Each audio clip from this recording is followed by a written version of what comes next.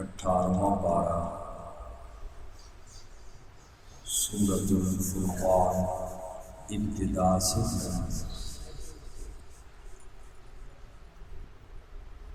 اعوذ باللہ من الشیطان الرجیم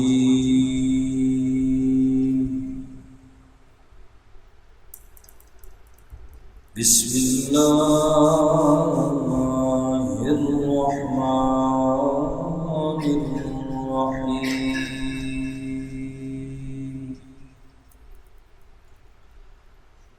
تبارک الذی نزل الفرقان،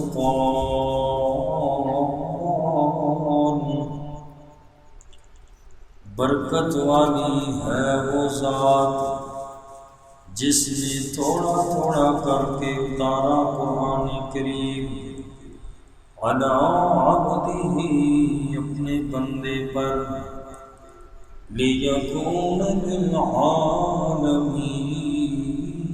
نذیرا،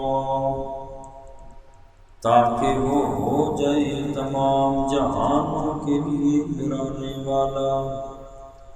سورۃ الفرقان مکی صورت ہے، اور مکی صورت اسے کہتے ہیں کہ جو ہجرت سے پہلے نازل ہوئی۔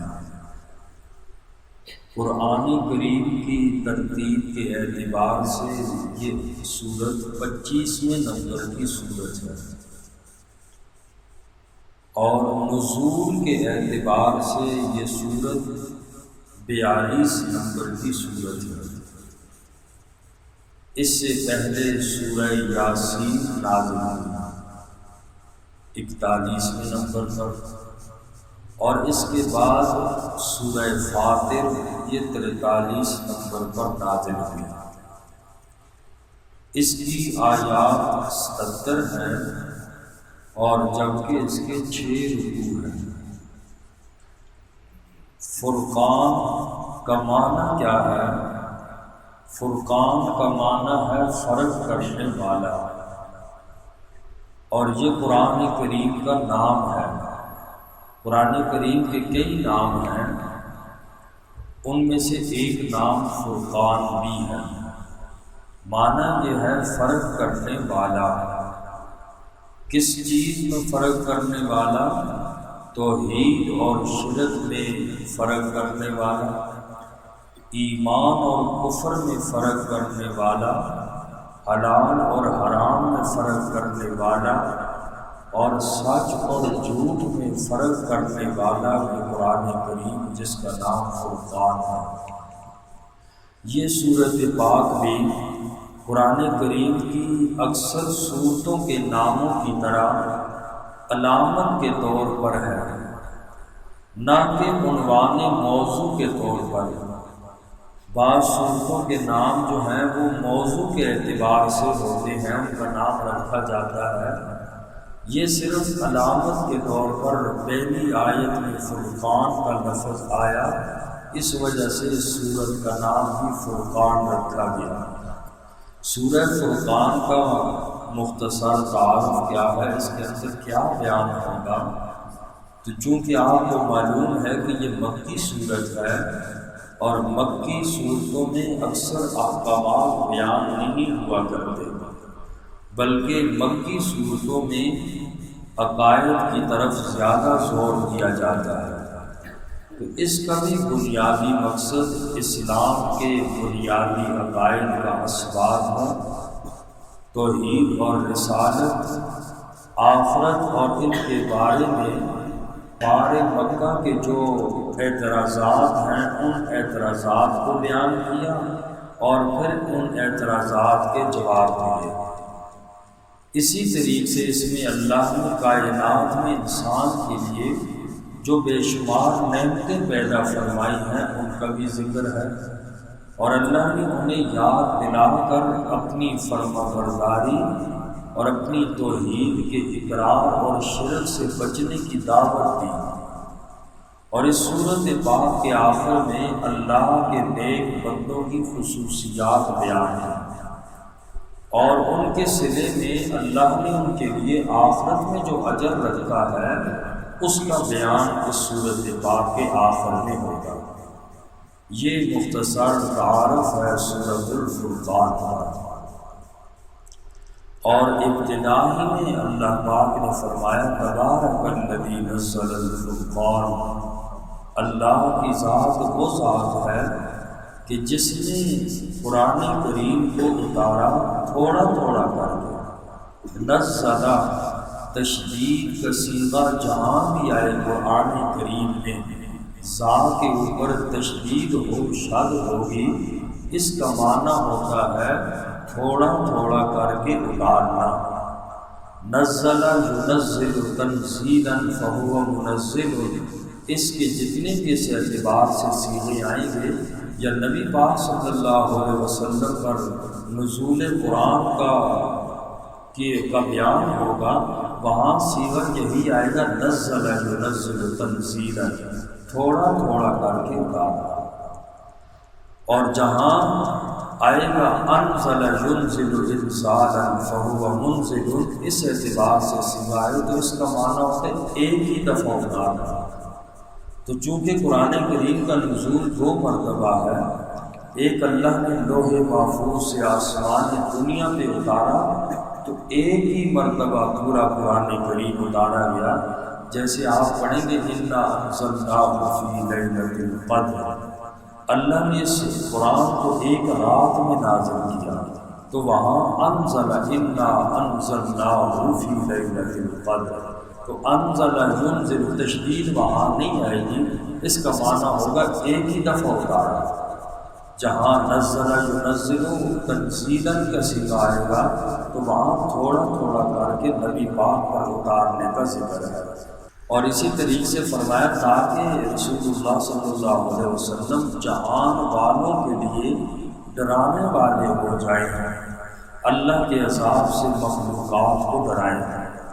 العالمین یہ جمع کا صیغہ ہے، اور اس سے مراد یہ ہے کہ ہی جہان، جتنے بھی اللہ نے جہان بنائے، انسان کا جہان الگ، جنات فرشتوں حیوانات کا جہان الگ، اللہ کی کئی ہزار مخلوقات ہیں، ہر ایک کا الگ الگ جہان ہے۔ تو کیا اللہ کے نبی صلی اللہ علیہ وسلم فرشتوں کے بھی نبی بن کے آئے، سارے مخلوقات کے نبی بن کے آئے؟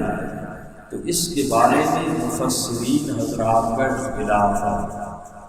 امام فخر الدین رازی رحمہ اللہ فرماتے ہیں کہ فرشتے چونکہ معصوم ہیں، اسی لیے آپ کی بعثت آقا علیہ السلام کا آنا فرشتوں کے لیے نہیں ہے، صرف انسانوں اور جنات کے لیے ہے، جو کہ احکامات کے مکلف بھی ہیں۔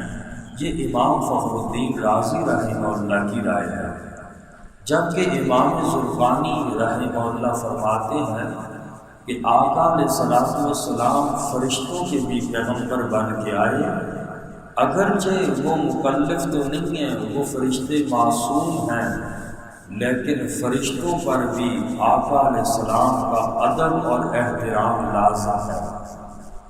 جتنی بھی مخلوقات ہیں، آقا علیہ السلام کا ادب اور احترام ہر ایک پر لازم ہے۔ اس اعتبار سے آپ سارے جہان کے لیے نبی بن کے آئے، اس لیے فرمایا لِیَکُونَ لِلْعَالَمِینَ نَذِیرًا، تاکہ آپ ہو جائیں تمام جہانوں کے لیے نذیرہ ڈرانے والے۔ فرمایا تبارک الذی نزل الفرقان علی عبدہ، برکت والی ہے وہ ذات جس نے تھوڑا تھوڑا کر کے اتارا قرآن کریم اپنے بندے پر، لیکون للعالمین نذیرا، تاکہ وہ ہو جائیں تمام جہانوں کے لیے ڈرانے والے۔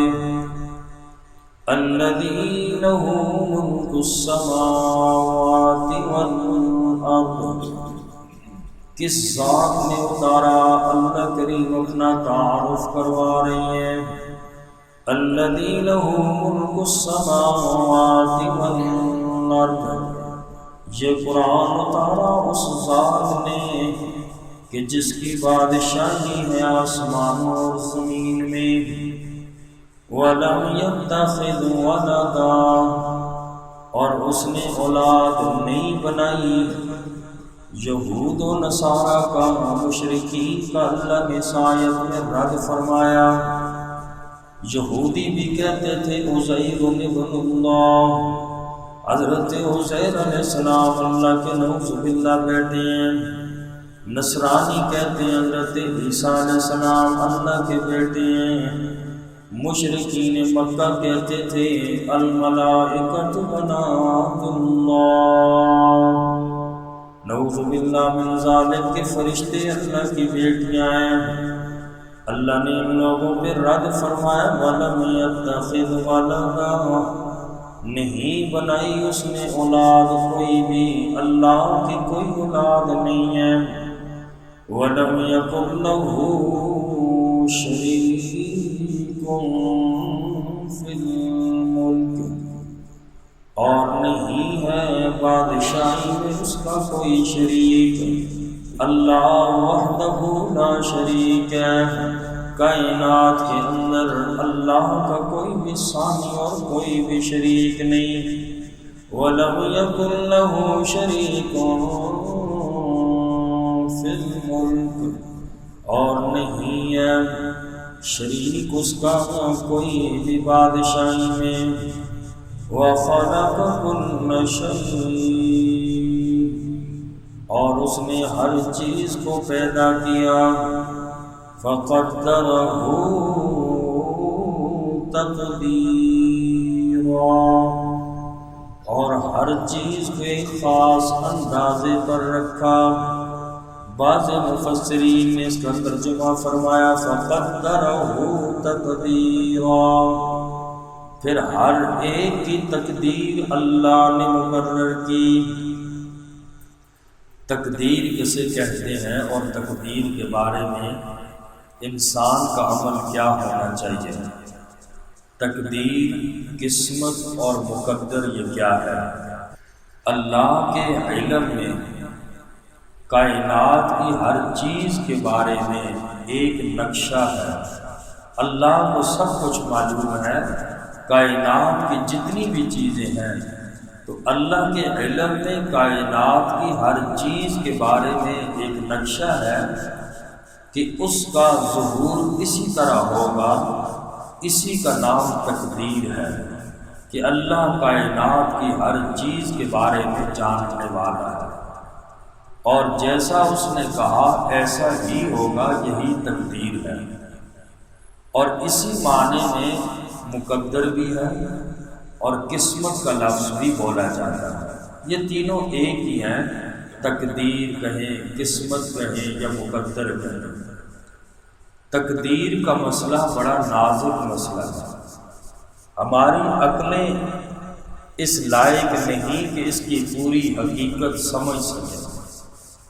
اس لیے تقدیر میں، قسمت میں، مقدر میں غور و خوض سے گریز کرنا چاہیے۔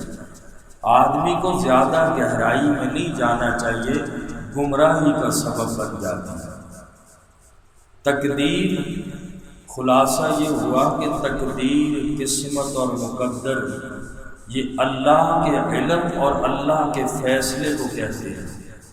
اور تقدیر کی دو قسمیں ہیں، ایک ہوتی ہے تقدیر مبرم اور ایک ہوتی ہے تقدیر معلق۔ تقدیر مبرم یہ ہوتی ہے کہ یہ آخری فیصلہ ہوتا ہے جس کو اللہ کے حکم سے لوح محفوظ پہ لکھ دیا جاتا ہے، اس میں تبدیلی ناممکن ہے۔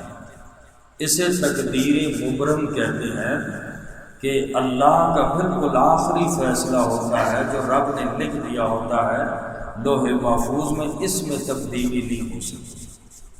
اور ایک ہوتی ہے تقدیر معلق، اللہ کی طرف سے یہ وعدہ ہے کہ اگر کوئی بندہ چاہے تو ہم اس کے نیک عمل اور اس کے دعا کے ساتھ ہی اس کی تقدیر بھی بدل دیں گے۔ انسان بے بس نہیں ہے، اس لیے کوشش اور اچھی تدبیر اختیار کرنے کے ہم مکلف ہیں کہ اچھی تدبیر، اچھا کام ہم کریں، ہم اس کے مکلف ہیں۔ رہی بات یہ کہ جب انسان کی ہر چیز لکھی ہوئی ہے، اس کی کیفیت کیا ہے، یہ ایک راز ہے۔ یہ اس کی کیفیت کیسی ہے، کیسے لکھا گیا، یہ ایک راز ہے جس کی تہ میں جانے سے خود کو عاجز کرنے کے سوا کچھ بھی نہیں ہے۔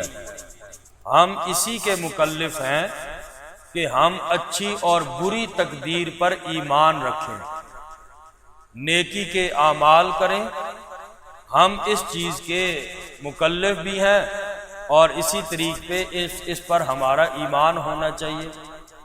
حضرت علی رضی اللہ تعالی عنہ سے کسی نے تقدیر کے بارے میں پوچھا۔